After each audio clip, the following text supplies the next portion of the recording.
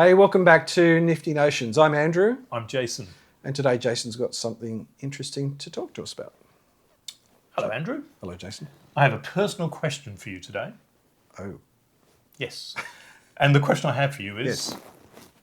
How would you live to an old, ripe age? What do you think you need to do that? I think you would need a good set of genes, and I don't mean Levi's. I mean, I need your genetic makeup, your lifestyle choices, and included in that would probably be your diet, I think. Yes. And maybe exercise with lifestyle and all that sort of stuff. Yeah. Sound about right? That sounds good. Yeah. And your parents are 96. So, Yeah, both of them are 96, yeah. So you got one of those ticked off very nicely. Yes. I mean, they are showing their age, but they're both 96. Good, good. Well, would it surprise you if I told you there were certain areas of the world where people were supposedly living well beyond the normal age? It wouldn't surprise me. I have heard that, but I don't know much about it. Okay. Well, these areas are called blue zones. Okay. And there's 5 of them that have been sort of documented. But let's just talk about the definition of a blue zone, first of all. It's an area of the world. So it's not an oceanic zone. It's not an oceanic zone. Okay. No, not blue is a term where somebody used a blue pencil on a map to say these are the zones. Oh. And it took off from that for some reason. Okay. Didn't know that. Yeah. But the definition of a blue zone is simply people who live typically well beyond the age of 80. And the lifestyle is attributed to their long life. And those factors are things like, but not exclusively, the diet they have. You heard of the Mediterranean diet. So they source the food, they cook it locally.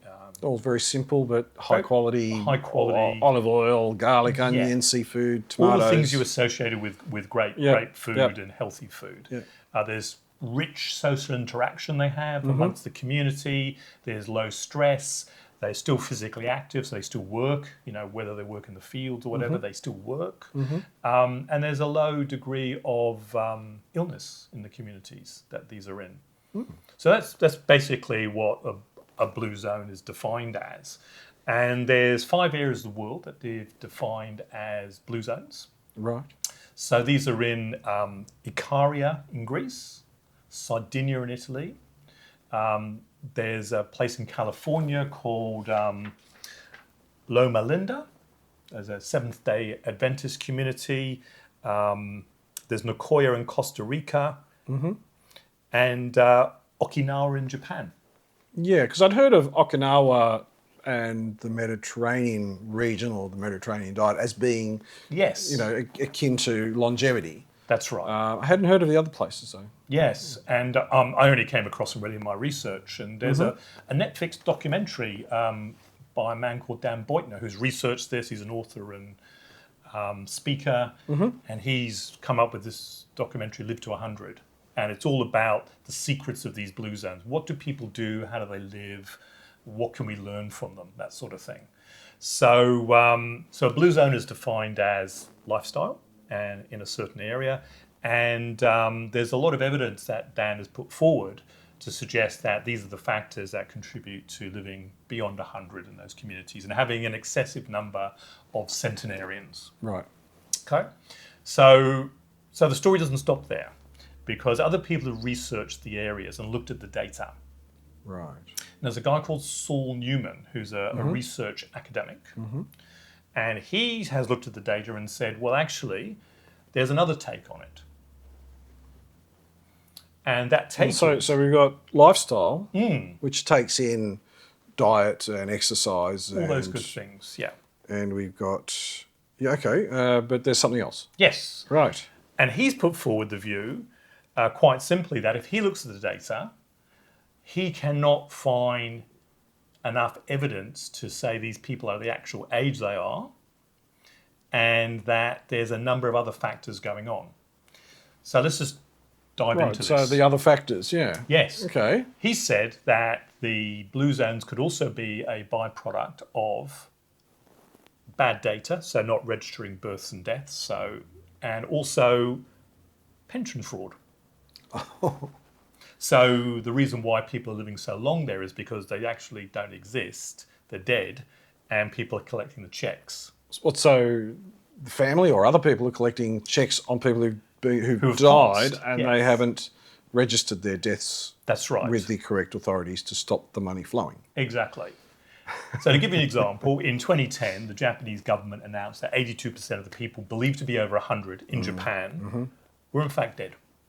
So only 18% were alive. That's a big number. That's a big number. And that's a lot of, if you take it to one extreme, a lot of pension fraud or bad data that exists about not registering deaths. And the other finding that Saul Newman's come out with in these blue zones is that there's a high degree of low income or poverty. Right. And where there's low poverty, that people seem to be living a lot longer. And therefore, his conclusion is, when he looks at the data, he's actually investigated 80% of the people who are over the age of 110 and found very rarely any evidence of a birth certificate or people who can prove they are the age they are. So his view is that while they may be the age, the evidence suggests that something else is also at play as well. And that's around pension fraud and things.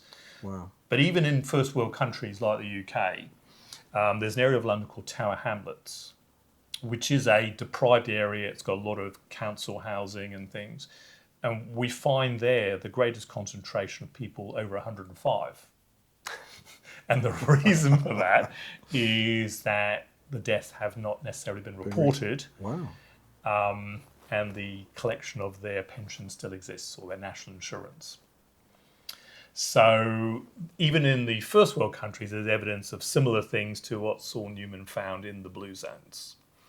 Plus, if we look at the blue zone, the surrounding areas, he's also concluded that there's low income, as we just talked about, and perhaps a high degree of obesity in those blue zone areas than the surrounding areas around those places in Okinawa and Ikaria and stuff, that the mainland in Greece is healthier than people in Ikaria. So there's this real contradiction and counterintuitive kind of doesn't fit with the philosophy or the possibility that someone's going to live a long life if they're obese, for example. So we have these blue zones, and we have and the healthcare would be poor in that area too. Exactly. Yeah. Healthcare is poor, and there's other factors at play, but there's these two schools of thought. One is saying it's about lifestyle and about low stress, and they're maybe remote for a reason, so they can live their own life and produce food locally. And the other one is, in fact, if you die there, people don't know about it, and the pension checks still fly in. Still roll in, yeah. So there we have it, the two aspects of the blue zone. So the original question of, are the blue zones a function of lifestyle, bad data, or pension fraud?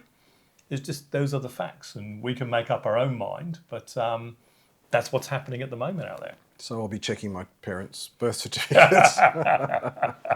Or just go and talk to them. I'll go and talk to them. Yeah. Absolutely. So that's it for today. Excellent. Well, thank you very much, Jason. If you found this interesting, be sure to leave some comments if you've not heard of this sort of thing before, like I haven't, or if you have any other information about it.